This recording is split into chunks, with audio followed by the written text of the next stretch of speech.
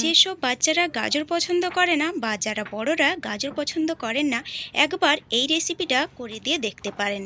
বুঝতেই পারবে না যে সে কি খেলো, আর খুবই ভালোবাসবে এটা খেতে। নমস্কার বন্ধুরা, কেমন আছেন সবাই? আমি ভালো আছি, আশা করি আপনারাও ভালো আছেন। আজকে আবার একটা নতুন ভিডিও নিয়ে চলে এসেছি পাঁচ ফোড়নে। দেখো, এখানে কিন্তু গাজর নিয়েছি আর অলরেডি কিন্তু ছাড়িয়েও নিয়েছি। গাজরগুলো কিন্তু অনেক দিন ধরে ছিল, তাই আমি কি বানাবো ভেবে না পেয়ে এই রেসিপিটা ট্রাই করলাম। আমার বাড়িতে কেউই কিন্তু বিশ্বাস করতে পারছে না এই রেসিপিটা গাজর দিয়ে তৈরি হয়েছে। দেখুন বন্ধুরা, গাজরগুলোকে টুকরো টুকরো করে কেটে নিয়েছি। খুব বেশি মোটাও করিনি আর খুব বেশি পাতলাও করিনি। এবারে একটা কড়াই নিয়ে নিয়েছি, কড়াইতে সেদ্ধ করার জন্যে। কড়াইতে দিয়ে দেবো অল্প একটু জল, মানে হাফ কাপের মতো জল দিয়ে দেব। আর অল্প একটু লবণও দিয়ে দেব, যাতে তাড়াতাড়ি একটু সেদ্ধ হয়ে যায়।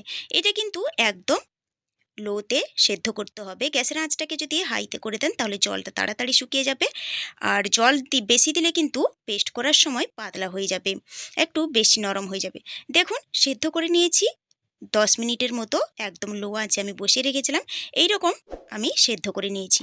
খুব বেশি সেদ্ধ করার দরকার নেই, এটা যেহেতু পেস্ট করা হবে তাই খুব বেশি সেদ্ধ করার কোনো প্রয়োজন নেই। দেখুন কীরকম সেদ্ধ করেছি। এবারে একটা মিক্সির জার নিয়ে নেব। মিক্সি জারের মধ্যে আমি গাজর টুকরোগুলোকে দিয়ে পেস্ট করে নেব। আর পেস্ট করার সময় কিন্তু আমি কোনো রকম জল ব্যবহার করব না, শুকনোই আমি পেস্ট করব। বন্ধুরা, এই পর্যায়ে এসে যদি লাইক দিতে ভুলে গিয়ে থাকেন তাহলে অনুরোধ করব একটা লাইক দিয়ে দেওয়ার। আর আজকের ভিডিওটা যদি আপনাদের ভালো লাগে তাহলে একটা লাইক, কমেন্ট, শেয়ার কিন্তু অবশ্যই করে দেবেন। আর এই ভিডিওটা যদি কোনো নতুন বন্ধু দেখে থাকেন তাহলে অনুরোধ করব আমার চ্যানেলটিকে সাবস্ক্রাইব করে পাশে থাকা বেল আইকনটি প্রেস করে অল নোটিফিকেশন করে দেবেন। তাহলে প্রত্যেক দিনের ভিডিও সবার আগে আপনার কাছে পৌঁছে যাবে। দেখুন বন্ধুরা, পেস্ট করে নিয়েছি। এবারে কিন্তু আমি ময়দা দিয়ে আমি একটা ডো তৈরি করব। ময়দাটা কতটা লাগবে সেটার পরিমাপ কিন্তু আমি বলবো না। একটা রুটি তৈরি করার মতন, রুটির ডো যে তৈরি করি সেই রকম কিন্তু ডোর আকারে তৈরি করে নিতে হবে। আর দেখুন বন্ধুরা, 3টে গাজর দিয়েই আমি কতটা কতটা পরিমাণে আমি যে রেসিপিটা বানাবো সেটা তৈরি হয় দেখুন। 2টো গাজর দিয়েও বানাতে পারেন আর একটা গাজর দিয়েও কিন্তু বানিয়ে নিতে পারেন। এবারে ডোটা তৈরি হয়ে গেছে দেখো। এবারে একটু মেখে নেব এটাকে। খুব বেশি নরমও করা যাবে না আর খুব বেশি শক্ত ডোটাকে তৈরি করা যাবে না। এবারে সাদা তেল একটু হাতে ঘষে নিয়ে ডো থেকে অল্প অল্প করে ছোট ছোট লেচি কেটে যে হাতের যে কোনো আঙুল দিয়ে একটু মাঝখানটায় গর্ত করে নেব। তাহলেই একটা ডিজাইনের মতো হয়ে যাবে। দেখুন বন্ধুরা, কতটা ইজি। যে কেউ বানাতে পারবে এই রেসিপিগুলো। কতটা সোজা আরও একবার দেখিয়ে দিলাম। দেখুন, আমার ছেলেও কিন্তু পাশে বসে এগুলো বানাচ্ছিল আর খুবই কিন্তু এনজয় করছিল, কিন্তু কী দিয়ে বানাচ্ছি সেটা কিন্তু প্রথমে সে বুঝতেই পারেনি। বন্ধুরা, আপনাদের ছোট্ট ছোট্ট লাইক, কমেন্ট, শেয়ার কিন্তু আমাদের ইন্সপায়ার করে পরবর্তী ভিডিও দেওয়ার জন্য। তাই অবশ্যই কিন্তু ভিডিওটি ভালো লাগলে লাইক, শেয়ার, কমেন্ট কিন্তু অবশ্যই করে দেবেন। নতুন বন্ধুদের সঙ্গে পুরাতন বন্ধুদেরও অনেক অনেক ধন্যবাদ আমার পাশে থাকার জন্যে। দেখুন বন্ধুরা, বানানো হয়ে গেছে। এবারে আমি গ্যাসের কাছে চলে যাব। গ্যাসে একটা প্যান বসিয়ে দিয়ে আমি বেশ অনেকটা জল দিয়ে দিলাম। জলটাকে এবারে ফুটিয়ে নেব। জলটা ফুটে গেলে এই ফুটন্ত জলের মধ্যে যে গাজরের রেসিপিগুলো বানিয়ে রেখেছিলাম সেগুলো দিয়ে রেখেছিলাম সেগুলোই কিন্তু জলের মধ্যে দিয়ে দিলাম। এবারে গ্যাসের আঁচটাকে হাই করে কিন্তু জাস্ট 5 মিনিট এটাকে একটু সেদ্ধ করে নিতে হবে। খুব বেশিক্ষণ কিন্তু সেদ্ধ করার কোনো দরকার নেই। 5 মিনিট অল্প একটু সেদ্ধ করে নিলেই দেখবেন 5 মিনিটের পর ওপরে ভেসে উঠেছে। এবারে একটা ছাঁকনি দিয়ে আমি সবগুলোকে তুলে নিচ্ছি। দেখুন, বাকিগুলোও কিন্তু আমি একইভাবে এগুলোকে ছেঁকে তুলে নিলাম।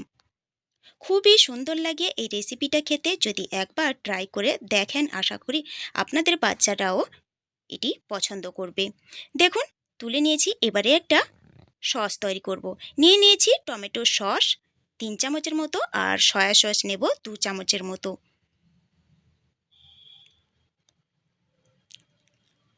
এবারে আমি দিয়ে দেব এখানে অল্প একটু স্বাদ মতো লবণ আর দিয়ে দেব অল্প একটু লঙ্কার গুঁড়ো।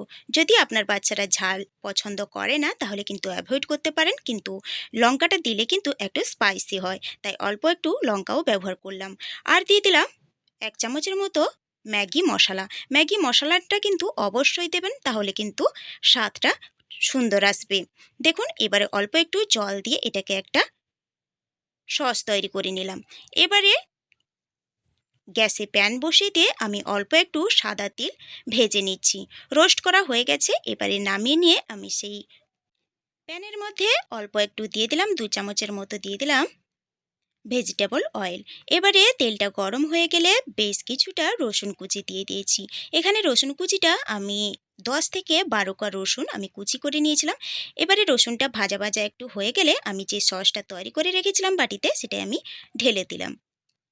ভালো করে একটু নেড়েচেড়ে এটাকে ফুটিয়ে নেব। স্বাদটাকে ব্যালেন্স করার জন্যে আমি অল্প একটু চিনিও ব্যবহার করেছি। এবারে ভালো করে ফুটে গেলে আমি গাজরের যে তৈরি করে রেখেছিলাম সেটা আমি ঢেলে নিলাম। সব কিছু মিশিয়ে নিলেই কিন্তু 1 মিনিটের মতো ফুটিয়ে নিয়ে আমি কিন্তু এটাকে ঢেলে নেব। তবে ঢেলে নেওয়ার আগে আমি যে তিলগুলো রোস্ট করে রেখেছিলাম সাদা তিল, সেটা আমি ওপর থেকে ছড়িয়ে দেব। তাহলে দেখতেও সুন্দর লাগবে আর মুখে পড়লে কিন্তু বাচ্চারা খুবই খুশি হবে। দেখুন বন্ধুরা কতটা সুন্দর আর কতটা স্পাইসি লাগছে সেটা কিন্তু আমি বাইরে নিয়ে দেখাবো।